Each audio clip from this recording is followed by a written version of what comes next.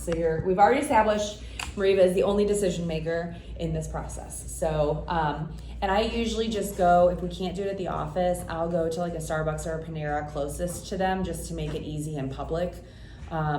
Side note, the Panera in Soulard no longer has an eat-in space. If you ever want to meet anybody at the Panera in Soulard, you can't. I had a buyer consultation last Wednesday and I went to meet them there, and I walk in, I was like, how do I get to the tables? And this one girl was like, yeah, they don't have it anymore. I just discovered that myself. Cool. So we had to find a coffee shop around the corner. So yeah, and not all Starbucks are eating Starbucks either. I've made that mistake before too. Mm-hmm. The one on Hampton is not. Hampton and 40 is not an eat-in Starbucks. So make sure when you are booking appointments, you know where you're going. All right, so hey Mariva, thanks so much for meeting me today. I'm really excited to help you get your home search started. So tell me a little bit more about yourself. Like, what do you do for work? Where do you currently live? I work in human services. I take care of people with disabilities. Awesome. I don't make a whole lot of money, but Okay. I do have a pre-approval for about $150,000. Okay. I want to stay in the middle of like the Collinsville area. But I'm pretty flexible. Okay. You mentioned you have a pre-approval already. Is that a conventional or FHA? Do you know? FHA. It's FHA. Okay. Yeah, they said I had some flexibility, but not a whole lot. Okay, cool. Who's the lender that you got that from? I think his name's Charles. Charles? Okay, cool. What company is he with? Delmar Mortgage. Delmar. Okay, cool. I'll get that email from you. I'll get that letter from you at the end of this, just so we make sure we have that. Perfect. Do you know if that included any sort of like down payment assistance or anything like that? So he said he was looking into it for me, but I haven't heard back on what all that entails just yet. Okay. I'm open to any kind of help at this point. I don't have a whole lot of family to kind of chip in. All right, awesome. So when we get to the lending part of this consultation, I will talk a little bit more in depth about that, but we have some down payment assistance programs. And if you're not married to Charles at Delmar, I have a preferred lender who is very knowledgeable in down payment assistance and just loans in general. She's been doing this for 13 years. So she'd be happy to give you a second opinion. Awesome. But we'll talk about that more in a little bit. Okay. Cool. So tell me your timeline for moving. What does that look like? I'm pretty flexible. Are you renting right now or do you own? I'm renting. You're renting. Okay. When's your lease up? I can go month to month anytime. Nice. Okay. Yeah. All right. Awesome. That's good. So one thing that I love about month-to-month leases is that we can stagger your closing date with your rental payment. So yeah, if I don't have to double up payment, I know that'd that's be the great. goal, right? So the way that your mortgage payment works is because if I remember, you're a first-time buyer, right? Yeah. Yes. Okay. So the way that your mortgage payment works is when you close on a house, you actually skip a month for your first payment. Oh, really? Yes. So like it's August right now. Like if I closed you on a house on like September 15th, your first payment wouldn't be until November 1st. Oh, sick. Love that. So that's really nice because then we can overlap your dates with rent. Like if we get through all the contingencies that we'll talk about, I can say like, okay, I think now's a good time for you to give your 30-day notice so you won't be homeless. And then it will get you closed. You can clean the apartment, move out, get your deposit back. and not have to worry about moving all in one weekend and paying double. Yeah, that makes not fun. sense. So that's good to know. Tell me about the house you're looking for. Like how many bedrooms, bathrooms?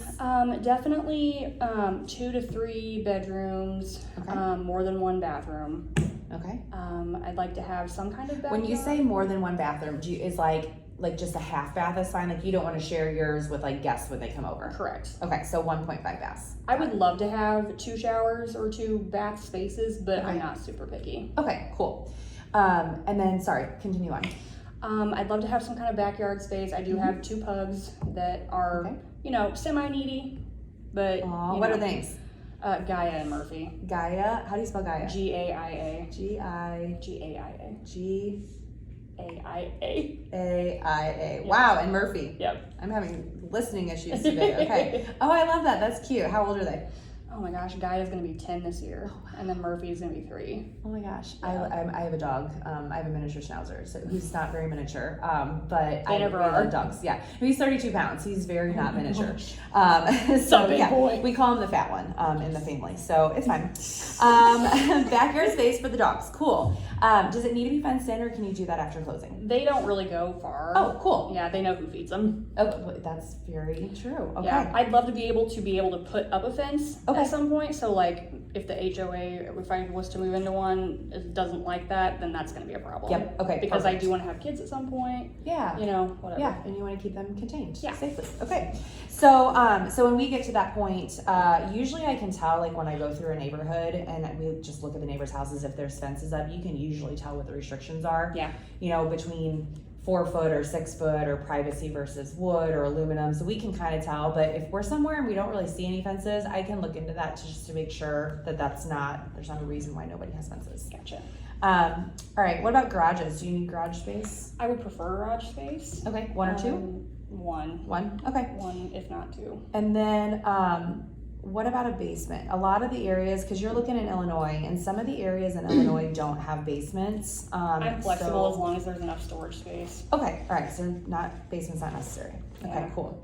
Less to deal with if it was to get water. I don't want to deal with that. Yeah, we get a ton of military buyers that come in from all over the country, and they're like, "What are these basements? I've never." No, had one." seriously. So it's not a normal thing for most of the country. Mm-hmm. Okay, so I also need to know your definition of move-in ready, because everybody tells me like, oh, just move-in ready, but move-in ready to some people is I don't really want to do a thing ever to this house, so I need quartz countertops and stainless appliances and all the things. And some people are like, no, I'm cool. Like if I need to do cosmetics over the next couple of years, I can. So where are you on that spectrum? You know, preferably, I would love for it to be perfect and spotless and wonderful. Mm-hmm. I know that my budget does not agree with that. Yeah. So beggars can't be choosers. You know what I mean? Yeah. So I mean, I'm willing to do some minor things. I don't want to have to do a bunch. Like I don't want an entire gut job. Like yeah. your gut that you just don't want to like gut a Cosmetic is bathroom. fine. I don't want to have to gut the whole thing. Yep. Okay. So Updates are cosmetics. fine, but Okay, fine. Anything else I need to know about the perfect house?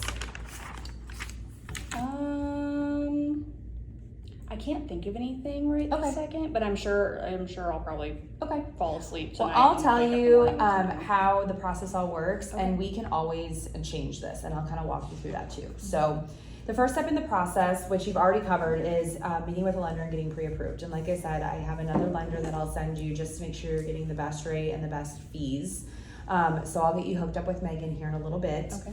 Side note, my lender Megan does come on buyer consultations with me, so at this point I would turn it over to her to talk about different options and down payment and all that. So Just back up a little bit. So like I liked how you transitioned from going from what she wants into the buying process. yes, And I kind of yeah. it went so smoothly. I didn't even really catch it all. Oh yeah. So Absolutely. yeah, Yeah, can you kinda so- do that again? uh-huh, 'Cause yeah, I like so- that transition because to me that's Yeah. kind of so awkward. Yeah, It's been yeah. like, and in the Yeah. packet it's so awkward. Yeah.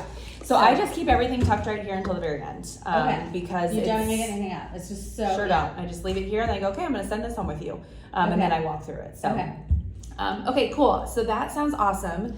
So again, this can change, and I'll go through the buying process with you and then I'll explain like how this all works with that. So first thing you're gonna wanna do is get pre-approved, which you've already done, congratulations. But I'll connect you with Megan so that you can get a second opinion. You actually have from the day that you do your first mortgage application and they pull your credit, you actually have a 90-day window to get pre-approved by as many lenders as you want. You're legally allowed to shop rates. Okay. So a lot of first-time buyers are like, oh, I don't want to hurt my credit. It won't. As long That's as a concern for me for sure. Yes, so as long as you do that within that 90-day window, you're good. And most pre-approvals are good for 120 days. That makes sense. So if you're looking to move in the next couple months, you should only have to do this once, and then you'll decide on a lender once we get to the appraisal piece, which again, Fabulous. I'll talk about on the process. Okay. So now that you've been pre-approved, that's the first step, because houses in this market are going kind of quick. So we don't take any buyers out to see houses without a pre-approval, because if you find one that you love and then you have to go get pre-approved and it might take 24 to 48 hours, that house could be gone. So you have definitely started out on the right foot with your pre-approval. Yeah, I did a little bit of Googling before. Yeah, oh, the Googles, I love it. Okay, perfect. So, so the next step is having a buyer consultation and going through what your wants and needs are. From here, I'm gonna take your list and I'm gonna set up a portal for you in the MLS. So the MLS is where all of the listings go to live. So any agent in the St. Louis and Illinois area all put their listings into the MLS. And then that syndicates out to about 300 other websites. Bless you. I'm gonna count that as a sneeze, not a yawn. That syndicates out to about 300 other websites. So you've seen like Zillow, Realtor.com, all of those. Yeah, that comes from the MLS. The issue with Zillow and Realtor and all of those is that while it syndicates out, if any changes are made in the MLS, sometimes it doesn't re-syndicate out. Yeah, I noticed that when I was looking at a couple of different sites, there were just some discrepancies with price and dates and things like that. So I just wasn't sure. Yeah, they pull as aggregate data, so it pulls from all over the place. So sometimes Zillow will like actually pull an old version of that listing from the last time it sold and then the current version. So it kind of mixes it all up sometimes. In fact, I just showed a house last night that they saw the room sizes on Zillow and they were not the same measurements that it is currently in the MLS. So you can just see like how some things can be not wildly correct. Inaccurate. Yes. So I will put all of your criteria into the MLS and I'll set up this portal. I'm going to send you a welcome email. I can change this criteria anytime you want. So if we go look at a house and you're like, yeah, I really actually do need 3 bedrooms. 2 is not enough for me. I can change that instantly. And that portal is set up to where it's going to say like 2+, so 2 or more, 1.5 or more. So again, if these are just minimums, if they change, I can change it at the drop of a hat. It's super easy. In your portal, when you log in, you can actually save favorites, you can trash can listings, you can make notes about them, and then I can make notes back, so I can see everything you do. Creepy, I know. But I can send everything back to you. So like if I've been in a house before that you saved as a favorite, I'm like, hey, this house might look great in the pictures, but it is a hot mess inside. It's probably not one that you're gonna love. I can leave a note for you on that just so that you're not wasting your time. Makes sense. So, yep, perfect. That's helpful. Yep. So anytime a house comes on the market that meets your criteria, it'll automatically, like I'll automatically email it to you. So you're welcome to like scour through Zillow and Realtor, but just know that I'm sending these to you on a real-time basis. Got it. If you see something on Zillow that, is Zillow what you're using right now to just kind of look for houses? Part, yeah. Okay. My mom sends me stuff from Redfin, but I think she doesn't know how to use Zillow, so. Sure. So everybody uses Zillow. It's just user-friendly and it's fine. But if you see something on Zillow that's not on your portal, it just could be that the information's not pulling correctly, or it could be a for sale by owner. That makes sense. And if that's the case, just share the link with me via text and I'll reach out to the seller to make sure that they're okay with working with you, and then we can go show the house and I'll take it from there. Sound good? Yeah. Okay, perfect. So let's pretend we go out for showings this weekend and we find you the perfect house and you decide you want to make an offer on it. I'm gonna pull comps, make sure that I think it's priced appropriately, and give you some guidance on where I think it'll land. In this market, we are seeing things go anywhere from 5 to even 15% over asking. So I'll be able to guide you to say like, okay, I think this house, you know, it's listed at 140. It probably will sell for 150. But probably not much higher than that. And honestly, I wouldn't pay more than 155 on this house myself. So I'll be able to guide you in that once we pull comparables. Sure. All of the contract is done online. So once it's all typed up with all of the terms that you want, I'll send it to you via DocuSign. Most people have used that. Are you familiar with DocuSign? Yeah, I had something to the effect. I feel like once COVID hit and people couldn't do stuff in person, the whole it world shut down. blew up. Yeah, absolutely. So everybody pretty much knows DocuSign. Sure. So I'll send it over via DocuSign. If you have any questions while you're signing it, just call me and we can go over it. Yeah. But once you have it all signed, I'll send it over to the seller. And then once we agree on terms, then you'll be officially under contract. Okay. Yeah, Done from there, we hit the ground running. So from there, I have a team behind me that will help. The biggest one is going to be my transaction manager, Ellen. She was paralegal for 7 years. Oh. She is really good at dotting her I's and crossing her T's, Awesome. none of which I love or am good at. So I will turn all of your signed contract over to Ellen, and she will start the transaction process. She's going to send your contract documents to your lender, and she can send it to multiple lenders. So she can send it to Charles and Megan, and that way they can work up what's called a loan estimate, Sure. which will outline all of your fees, your actual interest rate. Will that give me like a payment? An Uh-huh. idea of what that would be monthly? Absolutely, yes. Okay. So your mortgage payment is made up of 4 things. It's your principal, it's your interest, it's your 1/12 of your property taxes, and 1/12 of your homeowner's insurance. Got it. So your lender is going to collect 1/12 of taxes and insurance every single month and put it into essentially a savings account called an escrow account. It's Oh. non-interest bearing, but it sits in that account on your behalf.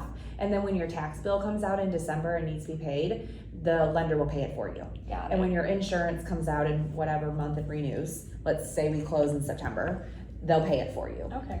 So it'll always just stay there for you. So you just have that one payment to make. So really, anything additional that you would have to pay for is just like your utilities, and Okay, basic living got it. stuff. So yeah. Got it. It's so different from renting. I just had to make sure I have all the Yeah. things. Yeah, super easy. So, side note on this, if she's not pre-approved yet, this is where I talk about what you're comfortable paying every month. So I'm going to kind of do that now too. So I'm going to Yeah, do go 2. for it. So since you're not pre-approved, the mortgage payment is those 4 items. So if you just have to make that one payment to cover all of those things, and then everything else that you pay for is like your utilities, your food, your living, what are you comfortable spending on housing every month? I'd say about $1,500. $1,500 Give a or month? take some. Of course, I'd rather it be as low as possible, but Oh, of course, you of know. course. Okay, cool. I know how the market is though. So what we'll do, so like what Megan does with this is if you tell Megan you're comfortable spending $1,500 a month, and then, I missed a huge question for you. Where are you wanting to live? What locations? Oh my gosh. I don't know how I missed that. Sorry. Yeah. I what think we locations? kind of talked about it at the We beginning. did, but I just want to make sure Yeah. like you're good. So like Collinsville, That's what I thought. Maryville, Okay. Glen Carbon, Troy, Okay. Swansea, that kind of thing. Okay, cool. Okay, that's good to know because Collinsville, Maryville, Troy are fine, but Swansea does have a lot of crawl space and slab homes. So Oh, I'm gotcha. glad. So you may just see more basements. Also, if you're seeing houses that are like gorgeous, but they're priced really low, and you're like, what's wrong with this? It probably just doesn't have a basement. That's all. Got it. So, yep. Okay, so $1,500 a month. So what Megan will do is she'll take your $1,500 payment, and if she knows that you're looking in those areas, she knows about what the property taxes run, and we can guesstimate about what you're going to pay in insurance on a house like this is probably going to be about $1,600 a month. That sounds So about right. she can then take those, estimate them, and say, okay, you, based on this payment, are approved for a $160,000 house. So she can reverse engineer that for you. Yeah. Lenders are going to come in and go, great, you make this much, you're qualified for $500,000, and you may not want to spend that. So that's why we reverse engineer it, so we know that Yeah, you're for comfortable sure. making that payment. And I've had buyers before go, yeah, I'm approved for $250,000. I'm like, great, what are you comfortable spending? And when they tell me what they're comfortable spending, we have to cap them at like $185. And it's just because some lenders don't have that conversation on the front end. We just want to make sure we're setting you up for success, not Yeah. heartbreak. Set So- the expectation early. Yeah, yeah. Yeah. that makes So, sense.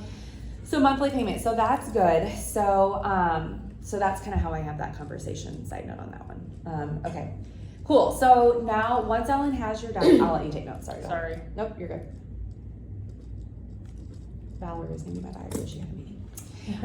So I'll get all of your contract docs turned over to Ellen. She's going to send them to the title company. So they'll get started pulling title work to make sure the seller can actually sell the house to you. They'll coordinate a closing date and time. And then she'll send them all over to Megan or Charles or any other lender that you're getting pre-approved with, so that they can start the process. You can have 3 lenders get your contract and all start the process, because until we have an actual sales contract, they can't lock your interest rate. They can only say this is what rates are today. So they can then go in and lock that interest rate. You don't have to choose a lender until it's time to order the appraisal. Gotcha. And we typically get that ordered right like after we've done inspections and we know, okay, there's nothing scary, like this deal's pretty solid, we're fine, we'll order the appraisal then so that we're not just spending your money for you. Makes sense. Yep, yeah. The first thing that you'll have to do money-wise out of pocket. So everything like that you will have to bring to closing money-wise is all gonna be due on closing day. There's just 3 things that you're gonna have to come out of pocket for in the front end. The first is your earnest money. This is typically 1% of the sales price. Okay. So if you're pre-approved for $150, consider this $1,500. Sure. That will be wired to the title company within 3 days of the sale contract going under contract. So Ellen will send you a secure link. You'll get that all sent over the title. They're gonna hold it and they'll apply it to your statement, like your final bill at the end. Got it. It's just like a down payment on your down payment. It just makes sure you have skin in the game is all it is. It's also completely refundable as long as we stay within the parameters of the contract, and I will go over that with you as Okay, well that was too. my next question. Yep, it is. It's refundable as long as we follow the rules, and I'll go over that too. The second out-of-pocket cost happens within about the first week of the contract. We have an inspection period, and in Missouri, it's 10 days. So we can do any inspections that we want within that 10-day period. And then there's 3 things that you can do. Now in Illinois, side note for you, I say, I say like it's 20 days, but that's way too long, so we're gonna do it right away. So in Missouri, it's 10 days, and we're gonna get all these inspections done. The ones that I recommend are building, termite, radon, and sewer. So your building inspection is gonna cost about $425. That makes sense. Termite is $40. Sewer is $150 and radon is $125. So you're looking at about $750 for all of your inspections. Okay. Now they're a la carte. You don't have to do all of them. Most of my buyers do because they want to know what they're getting themselves into. Yeah. But you can pick and choose which ones you want to do. Sure. So the ones that are an absolute must for me are building and sewer. They're gonna comb through, it's gonna take 2 to 3 hours, they're gonna comb through and make sure, they're gonna go in the attic, up on the roof, they're gonna run all the faucets, make sure there's no leaks. They'll test the outlets, make sure the windows stay open. It's a good, long, thorough comb through. And it's more than just like occupancy, right? Yes, so I'll talk about occupancy too. Okay. Yes, it's a full-blown, whole house inspection. Okay. And sewer to me is a must because I can't see the sewer line, and neither can the inspector, and neither can the sellers, and people usually don't know what's underneath the house. And sewer inspections can either be, sewer repairs can either be $300 to cable any clogs out of the line, or like $6,000 to replace the line. And there's like usually no happy medium. So that's why it's just a must for me, because you want to know if something's wrong with that sewer. The last thing you need is a backup in your house, like on move-in day. So we'll get a sewer inspection done. The other 2 are really your choice. If you want to do termite radon, you can. Again, most buyers do, but it's totally up to you. Okay. Once we have those inspections done, you have 3 choices. I'm going to do this as if it's in Missouri because they're all Missouri. You have 3 choices. You can take the house as it is and everything's fine. You can ask the seller for repairs or credit in lieu of repairs, and I will help guide you through what that looks like what the big ticket items are, about what they would cost if you want to ask for repairs, or a credit. And then the third item is you can terminate the contract. And this is like, again, if we're in a competitive situation and we say, okay, we're buying this house as is, seller will do no repairs, but it comes back that the sewer line needs to be replaced, and that's gonna be $6,500. If you're not comfortable taking that on, we can terminate the contract. Now I'm usually gonna ask the seller, like, hey, before we terminate, I know we said we weren't gonna ask for repairs, but are you willing to entertain this? I'll always ask that because obviously you love the house, that's why you're gonna make an offer on it. Sure. So if we can keep it, great, but if not, just know that you're protected and can walk away. Okay. As long as we do that by the deadline, you can get your earnest money back, okay? Okay. Next step then is the mortgage process. Your lender's gonna be working behind the scenes. They're gonna ask you for all of the things.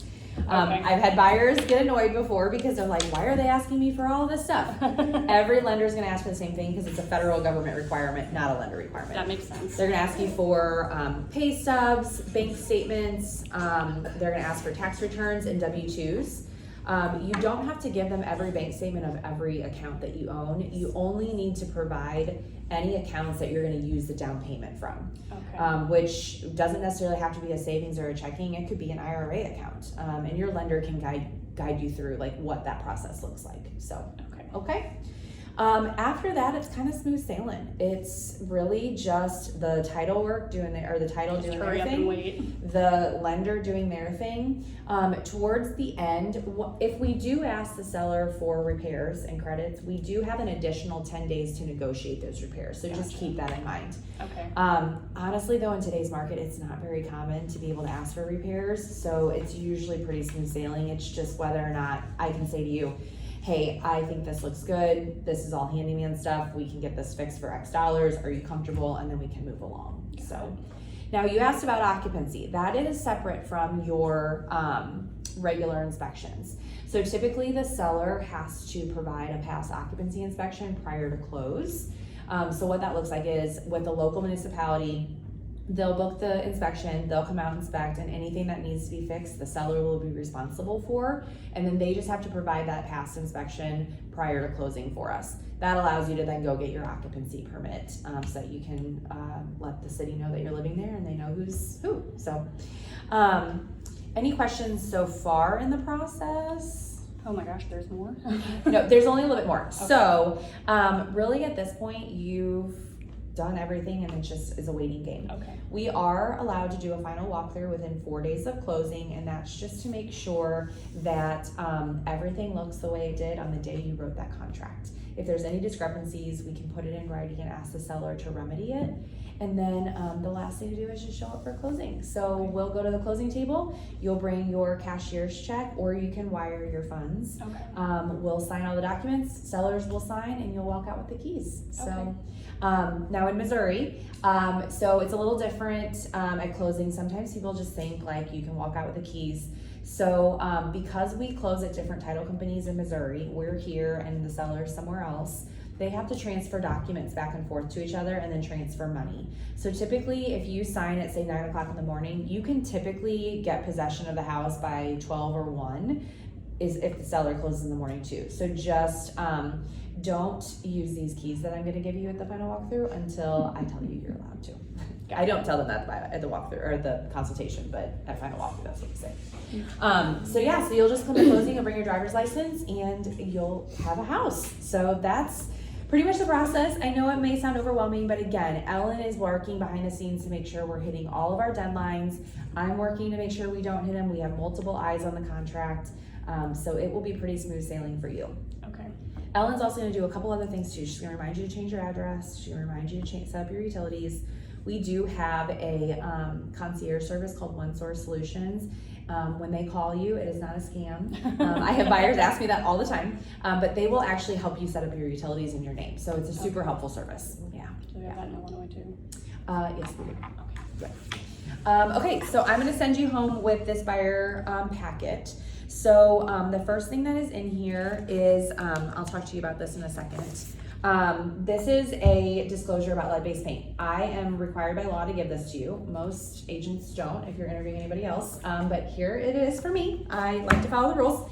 This is an agent bio about myself. It just talks a little bit about where I've come from, and I know you've read my reviews online, which is why we're sitting here. Right. So this is Megan's information on the back. That's the lender I mentioned to you. If you scan this QR code, it'll take you directly to her website to start the pre-approval process. Okay. And I'll let her know, give her a heads up. And then if you don't mind, I can share your info with her and she can reach out to you. Yeah, that's Okay, fine. perfect.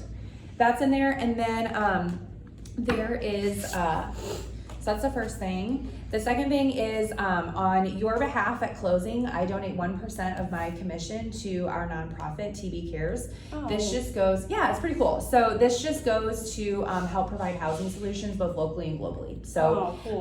but we donate money on a regular basis. So if you have anybody who is struggling with housing solutions, just let me know and we can always nominate them for a gift. Okay.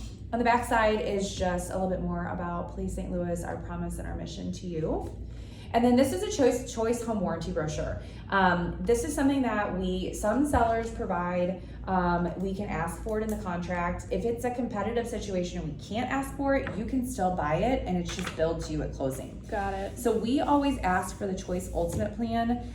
So you'll be able to go down through in here and see what's included. So essentially what it does is it covers you for 13 months, starting at the closing day.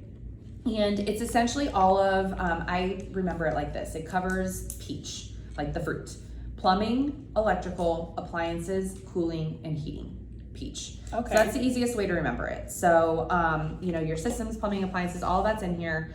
When you, like, let's say you move in and you move in September, and then, you know, in October it can get kind of cold sometimes, and you go to turn your heater on and it's maybe not working correctly. You can file a claim with your warranty, $75 service fee. They're going to come out, they're going to diagnose it, they'll repair it if they can, and if they can't, they'll work with you to get it replaced. They're going to cover most of that bill. There might be some extra stuff that's not covered, but for the most part, I've had clients that had really good experience with this. Okay, So that's good to know. yep, so this is available. If the sellers won't pay for it, you can pay for it yourself. It's $660 at closing for a 13-month contract. So That's not terrible.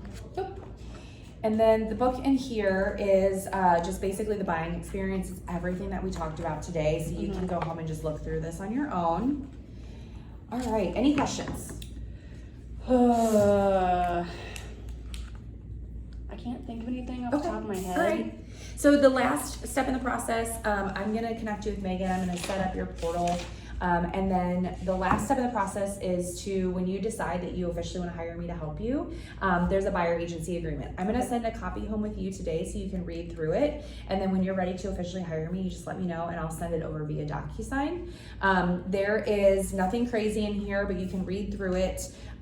In Missouri, the seller typically pays commissions. That's usually a question. So buyers aren't responsible for commissions in Missouri or Illinois. Typically the seller pays for them. We do have a minimum commission, but with your budget of $150, you shouldn't hit that. Our minimum is $3,500, and the reason for that is we also work with investors. So if you ever decide you want a rental property down the road, if you're under a certain threshold, we just still have to do all of the same process. So that's why we have that minimum. I need to ask you about that later.